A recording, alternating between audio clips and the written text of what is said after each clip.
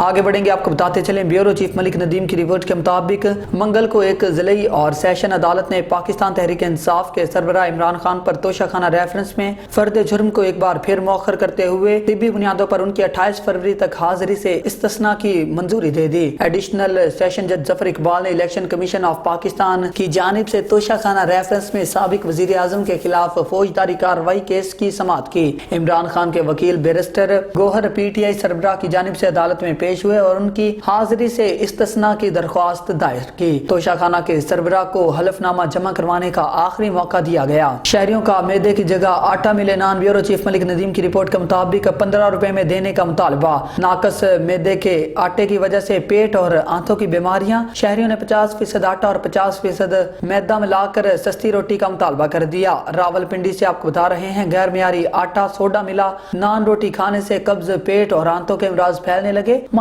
सेहत डॉक्टर अफजाल मलिक के मुताबिक मैदे और आंतों के अमराज में इजाफे की वजह खराब आटे से सोडा मिलाकर तैयार की जाने वाली रोटी है। दूसरी जानिब शहरियों ने 50% मिलाकर 15 रुपए की सस्ती रोटी का मुतालबा कर दिया। आटा 50% और मैदा 50%। इस हवाले से शहरियों का कहना है कि हुकूमत नान भाइयों को सब्सिडी और सरकारी आटा देकर सस्ते दामों रोटी फरोख्त करने का तरीकाकार बना सकती है। शहरियों ने वजीर आला पंजाब मोहसिन नकवी, वजीर सेहत पंजाब डॉक्टर जमाल नासिर, कमिश्नर और डिप्टी कमिश्नर रावलपिंडी से मुतालबा किया है कि पेट और आंतों की बीमारियों के खात्मे के लिए खालिस आटे की रोटी की बजाय 50% आटे की सस्ती रोटी मुतारफ करवाई जाए। आगे बढ़ेंगे, आपको बताते चलें मलिक नदीम की रिपोर्ट के मुताबिक आज मेरे दफ्तर में नन्हे मुअज्जिज मेहमान तशरीफ लाए। ये रावलपिंडी पुलिस में दौरान सर्विस वफात पाने वाले कांस्टेबल जफर के बच्चे हैं। पुलिस अफसरान और अहलकारों के बच्चे हमारे अपने हैं और हम उनकी वेलफेयर की जिम्मेदारी इंशाल्लाह बेहतर तौर पर निभाएंगे। ये हमसे हैं और हम इनसे।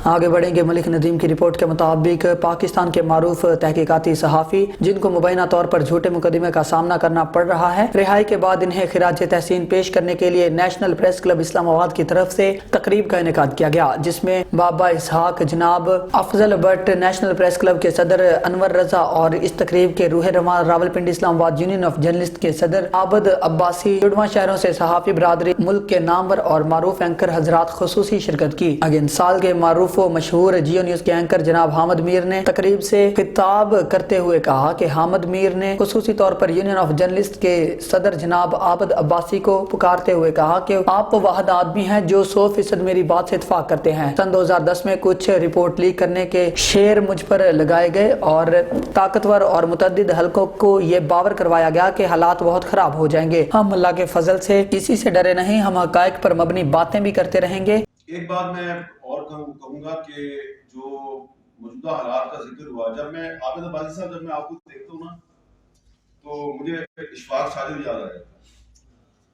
तो इशफाक साजिद मुझे क्यों याद आता है, काफी साल पहले की बात है कि जब मेरी भी एक टेप निकली थी और वो जोड़ के बहुत सी चीजें, तो मेरे पर भी एक केस बन गया। तो उस वक्त वो इशफाक साजिद साहब RIUJ के प्रेसिडेंट, तो इशफाक और आबिद अब्बासी साहब उस वक्त भी उनके साथ थे और भी बहुत से दोस्त थे।